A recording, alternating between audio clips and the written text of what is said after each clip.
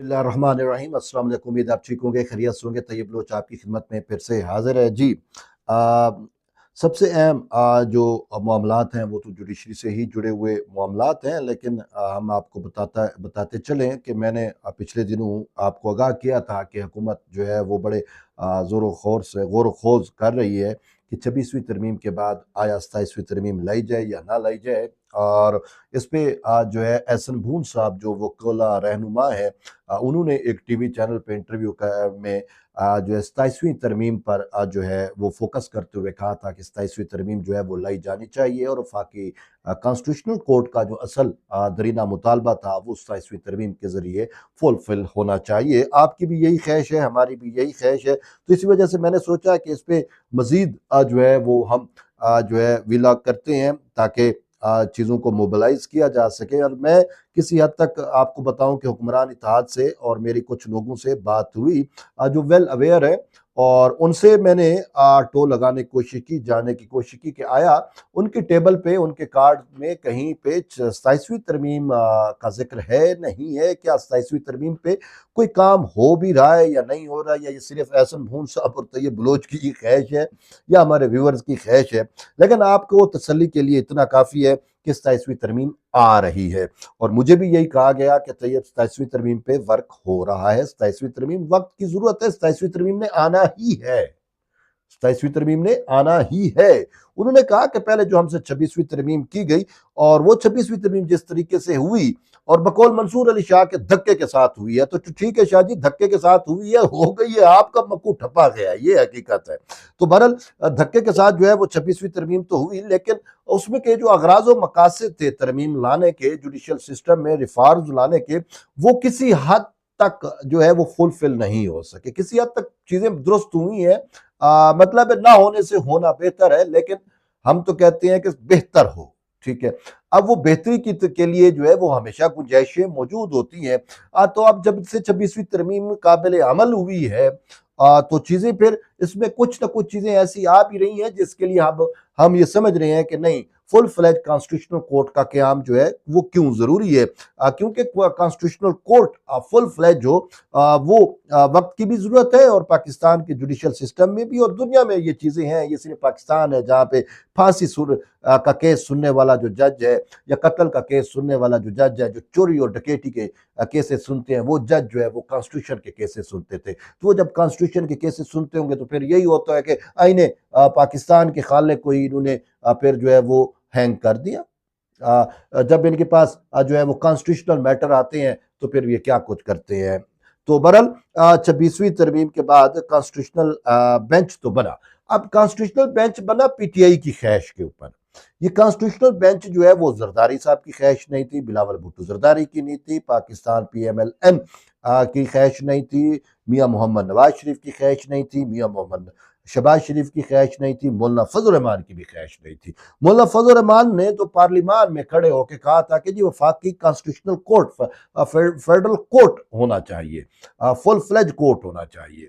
और फिर मौलाना साहब जो है वो तरीके इंसाफ ने मौलाना साहब को इस्तेमाल किया, और आज भी वैसे मेरे आपको बताऊं कि मौलाना साहब ने जो है वो असद कैसर को ग्रैंड अपोजिशन में, जो पीटीआई की ख्वाहिश है कि जी मौलाना फजल रहमान शामिल हुए उनकी ग्रैंड अपोजिशन अलायंस में, तो मौलाना साहब ने अपने तहफुजात से जो है वो असद कैसर को आगाह किया, और उसमें उन्होंने कहा कि देखें, आपने मुझे 26वीं तरमीम के वक्त आपने मुझे इस्तेमाल किया है, मैं बुरी तरीके से इस्तेमाल हुआ हूँ। उन्होंने कहा ये जो कॉन्स्टिट्यूशनल बेंच है, जो कॉन्स्टिट्यूशनल बेंच तो पीटीआई का ख्वाहिश था, जिसकी वजह से मैं भी राजी हुआ और मैंने हुक्मरान इत्तेहाद को भी मजबूर किया कि वो कॉन्स्टिट्यूशनल बेंच बनाए और कॉन्स्टिट्यूशनल कोर्ट ना बनाए। मौलाना कर ने कहा कि मेरी तो ख्वाहिश थी कॉन्स्टिट्यूशनल कोर्ट बनता, और यह हुक्मरान इत्तेहाद का भी ख्वाहिश था। तुमने कहा ये तो पीटीआई की ख्वाहिश थी और पीटीआई ने हमें इस्तेमाल किया है। और यह मतलब है वो गलती यानी कि अब उसका अदराक खुद मौलाना साहब को भी हो रहा है कि भाई पीटीआई ने मुझे इस्तेमाल किया है। बात यह है कि अब वो कॉन्स्टिट्यूशनल बेंच जो है वो ठीक है, वर्क कर रहा है जस्टिस अमीनुद्दीन खान की सर्वे में, अब उसको 13 हो गए हैं, लेकिन जो है वो हम इस चीज पे है कि इस पे फुल वो जो होना चाहिए फुल मुकम्मल तौर पे वफाकी आईनी अदालत का होना ज़रूरी है। और इस हवाले से मैं ये समझ रहा था, मुझे किसी ने कहा, उन्होंने कहा हो जाएगी, मैंने कहा कैसे होगी, नंबर गेम और ये, उन्होंने कहा वो भी हो जाएगी। और ऑलरेडी उन्होंने कहा, मैंने मौलाना साहब भी नंबर गेम पहले भी पूरी हो चुकी थी।